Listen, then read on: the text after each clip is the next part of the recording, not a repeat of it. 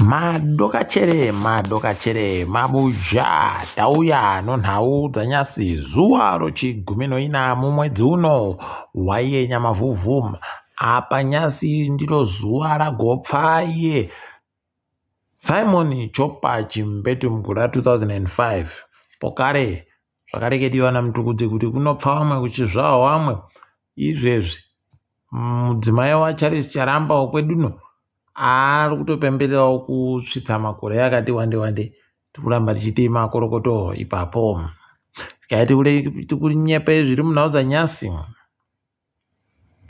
ko dzimba dziya dzagonzi nohurumende tiri kuvakirawo kurovawo hurumende dzokusadhakiwa ari kuuya munyika dzati dzapera bahede unobva waona kuti pano vakuru vangu vakatoteya hawo kutoteya kutoti waboye imba pokare kutoti wagotoboye nomari pokare padzinenge dzichivakiwa ipapo wachinokorawo kusaiti nekutoti baura waigoita ipapo ndorei heno ticharamba hedu takazviringa kuti zvinenge zvichienda nokupi asi wasadhaki waiye wachatoenda kogara kumikiri pokare kwawanga wachinzi wachareka kugara pakanyangaritsa ipapa mvura muguta reHarare imo muguta chaimo iri kunetsa wakomana hunobva waita kusaya kuti chii chiri kumboitika ipapo heno kuti zvichasvika lini zvakadano pokare kuti musangano wesadhaki uyu wagokonzeresa kuti zvinhu zvizhinji zvichinjiwe nekunadzirisiwa uchaita pokare kuti mvura iuye chere mugutamo kana kuti kunenge kuramba kuribe ticharamba hedu takazviringa. Nyasi mumiriri wenyika yeAmerica muZimbabwe aenda kuredhiyo yoZFM koita akatombokanya ikweyo achiwanyepa kuti kwai mugwagwayu wakadhumiwa kamwana nomunhu waisenza kumuzindako kwai mugwagwayu wakanyangaritsa nokutoti waita tsaona dzakawanda makore akawanda ko kundobvuma zviri pachena kuti wawoyo akaita mutsepwede pokare bva atiza kwai aiwa bari wekutiza agoenda chete kumapurisa achiwanyepa kuti ndozvaitika imi kochinga mutemo unoti ukaita tsaona kureka kutiza kureka kubva panzvimbo unomirira mapurisa auye ipapo kuno aiwaba akagoita izvozvo idiwo unoita kuona kuti zvimwe zvinhu zvakaita kunyangarama. Dande mutande radoka raita kubheuka nyasi nokufara kuri kuita vanhu wachiona mapurisa agoburika ari kunyora zvipepa kuti aiwa vanhu vanoratidzira imhosva kuratidzira rekai tione kuti zvinosvika kupi pokare kutori neimwe musoja aburikawo pokare ari kutorewa pikicha ndikundoemba kuti vanobatiwa vanhu iwawo nokutoti zvomunyika medu zvinorwadza wakabatiwa unoziva kutoti jere racho ravanopinda ipapo itsvinu rakaita kunyangaritsa asi tiri kutenda kutoti aiwa kuno vamwe vari nomwoyo uchiri kutora zvisvinu hwii kuita mwoyo wakaita kuomarara somba mayo pfene rekai tirambe tichizvitenda izvozvo zviri kuitika zvinoreketa kuti murimwe zuva munozoona mapurisa aya achinja kuti aiwa tiri kuda pakurova vanhu takutoitawo kubatana nevanhu kuti zvinhu zviite zviri nani. Ivo zeta rapiwa agoburitsa mazita avanhu vagoita tsaona dzomugwagwa yokumutare yomusomuvhuro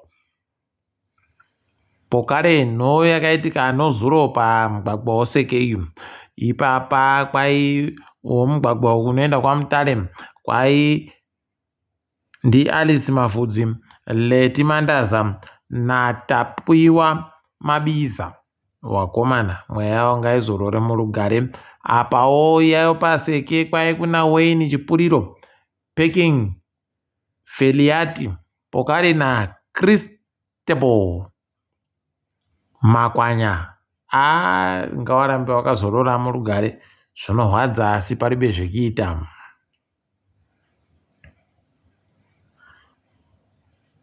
Vanhu vekuZimbabwe izvezvi vari kuramba vachirwadziwa wadokerera vachibvunza hurumende kutoti kohokonai muri kuisa mureza weChina ichisimuka pamureza, pari kusimuka mureza weZimbabwe, mureza weChina uri kusimukawo iko kumuzindawo paramende mutsva wakavakiwa newaChina uya. Unobva waita kuona kuti idi rekai tiitive zvese zvese newaChina wano kutoti tinonyanya kuvaisa pamusorosoro tegani zvedu, palibe kana mumwe munhu anenge achizviita asi ndisu. Rekai tizviringe ipapa kuti zvichapera sei, asi zvinorwadza kutozviringa chaiko. Unotoona kutoti palibe chizvino apa.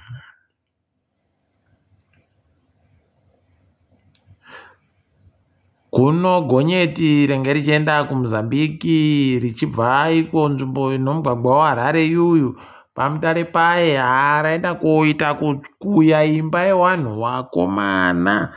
Mupindiro waraita ipapo palibe chisvinu idi. Ndofungai kutoti vanhu makagara henyu kudari, kundogara henyu kudari, kwakundouya gonyeti irori rondoita kukuya imba yese, kukuya unoita kusaya kuti wakomana mhepo yacho iri kusimuka yakaita sei. Rekai tigoona kuti zvichapera sei ipapa, asi pakanyangaritsa chaiko. Mapurisa agoita zvawajaira nyasi kwaipapa, wakagokuba uya kadzitape anotora mufananidzo yomapikicha anga aenda kutsaona yanga yaitika, iyo tsaona yopaSekei. Kwainyaya njokuti tsaona iyi yagokonzeresiwa nomupurisa anga ari kutyaira imwe kombi. Kuno kutyaira kwaagaita kombi agoita kuvhiringidza akaita kopinda muno wamwe, zvibva zvaita kusangana ipapo. Varume zvinorwadza mani, zvinorwadza.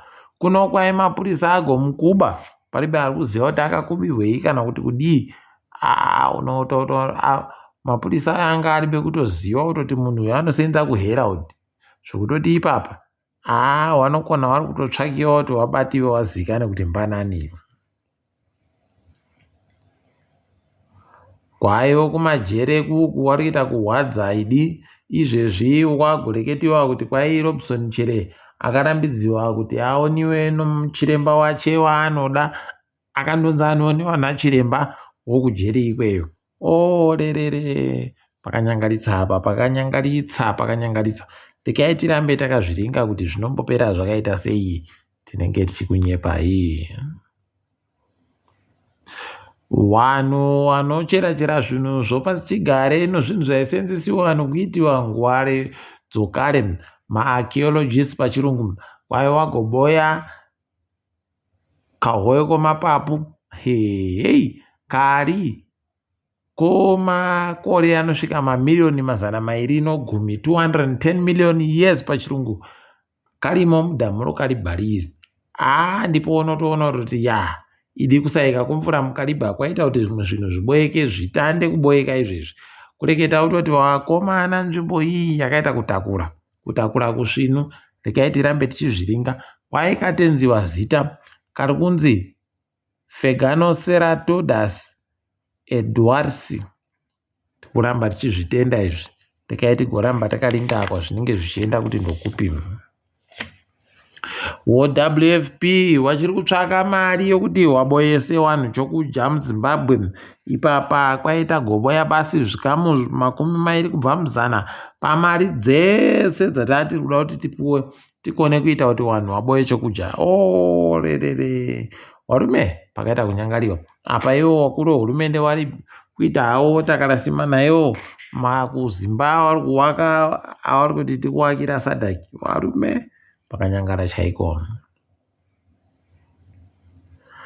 Kwaizimura kureketa kuno iriita kuzamurira chaiko makambani anotekaidza peturu nodhiziri nomarori.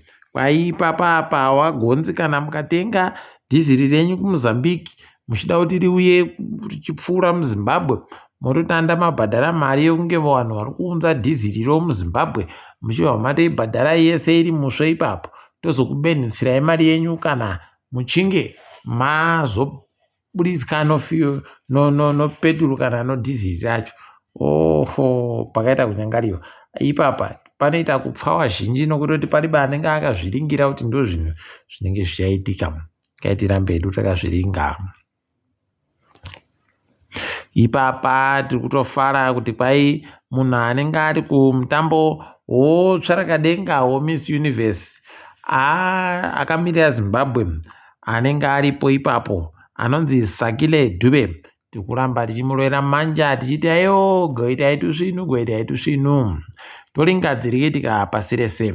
Ipapa totandira muSouth Africa kwai bazi rinoringa nezvemutemo rarambidza NPA wachuchisiwo nyika yoSouth Africa kuti waone zvinhu zvakaendesiwa kukomisheni yazondo iya. Inenge ine wakuru wairi kunanga kuno wabva wati yewo ngazvipfiwe zvitori nani kuti zvipfikiwe hwii kuti tiite basa. Wakomana pakanyangaritsa apa. Zambia yapindawo mhepo yakanyahwa kureketa kuno izvezvi aiwe mudzimai waiye Levi Mwanawasa Morini Mwanawasa kwai aita kufuka rachegani zvinoita kuhwadza asi togodini paribe chimwe chokuita. Kundoti mweya wache urambe wakazorora murugare. Tiri kufarapo kare kunyepa yekutoti nyika yoZambia noDRC dzavhurapo kare mazambuko. Ndiri kuramba tichizvitenda izvi zvanga zviri kuda kutohwadza kutoti zvinoramba zvakadari kusvikira rini. Kwai akambenge ari anotekaedza mabasa COO weTraffic Gura kwai nyaya yache ichatanda kutongiwa mumwedzi wokugumisira gore. Tiri kuramba tichitenda ipapa nyaya yachewori nochimanyambudu kwai ndo ichaita kutangisiwa mwedzi wokugumisira gore. Tiri kuramba tichizvitenda izvozvo. Apawo kambani yoGoogle kwai yaburitsa foni inoita kupisa inonzi Google Pixel. Pakaita kunyangariwa kwai izvezvi yatoita kudhingura ana Samsung nana iPhone. Washoma wachiri kuyawerenga nekutoti iyoyo kwairira kutora mukombe chaiko. Regai tione kuti zvinombopera zvakaita sei. Apa wobhokiseni wokuAlgeria mudzimai uya Imane Khelif kwai agototi ndakuendesa vanhu wawa kumatarotsi mhosva kuti wandibhadhare wagondiita kundivhiringidza kuda kuti nditadze kuitamba mutambo zvakanaka. Regai tione kuti zvinosvika papi. Asi vanhu waaisa iwawo vari kusanganisira JK Rowling pabodzi pona iye Elon Musk. Regai tinenge tichikunyepai kuti zvinenge zvambotekaira sei kana kuti zvinenge zviri kutekaira sei pozvinenge zvichiitikapo. Takadaro isusu mabuja regai tichigumire pano. Ndini wenyu mhandu wewo nhau.